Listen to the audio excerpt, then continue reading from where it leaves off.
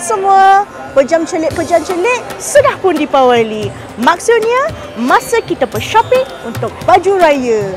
Ramai juga tertanya, baju apa yang sesuai untuk Deepawali ni?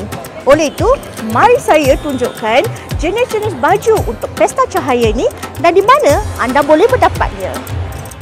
Bagi kaum wanita, pilihan memang meriah. Antara yang paling popular, sari. Sari ni kain panjang 5 hingga 6 meter. Biasanya digabungkan dengan blaus ketat di atas dan kain didelik kemas di bahagian bawah. Yang ni klasik, tapi tetap nampak elegan. These are all called soft silk. I also call it the butter silk because it's super soft like butter. I can show you how it is. You see? This is how it is. Saris are from the southern part of India. These are silk. We also have kanji cotton, which is quite well known in Malaysia at this moment. It's quite famous. So it's beautiful, and these are 100 count thread count. Kalau nak tampak moden, ramai juga pilih salwar kamis atau yang dikenali sebagai Punjabi suit. Lebih ringkas, senang bergerak dan sesuai untuk sambutan di rumah terbuka atau majlis rasmi. This one is Punjabi suit, so like 3-piece.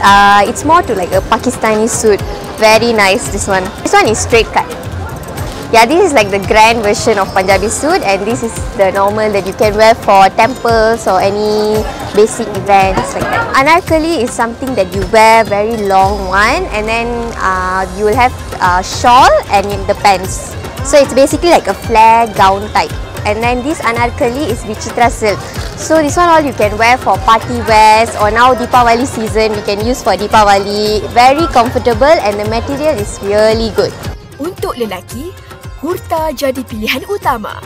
Kurta ni sesuai dengan gaya casual. Biasanya dari kapas dan warna terang. Kalau untuk laki prefer untuk guna kurta sebab kurta kita boleh pakai untuk pergi kerja ataupun untuk traditional function. Sebab kita ada cotton linen dengan cotton polo linen. So cotton linen is suitable for Malaysian situation because our weather. So kalau situasi yang panas, anda boleh guna cotton linen lah sebab kurta ni anda boleh wash dengan washing machine. Baju-baju seperti ini boleh didapati di kawasan Brickfields Kelang atau di Bazar Deepawali dan boleh dibeli dengan harga yang berpatutan. Bukan sahaja baju, anda juga boleh beli aksesori seperti rantai dan gelang tangan. Tak salah kan kali ini nak terpaling Deepawali? Sebenarnya Deepawali bukan sekadar tentang baju, tapi tentang kegembiraan dan kasih sayang. Dapat berkumpul bersama keluarga dan rakan-rakan. Shopping Deepawali sudah pun siap. Apa jua pilihan gaya anda pada tahun ini, pastikan ia mampu milik, tidak membazir dan mencerminkan semangat cahaya dalam diri anda.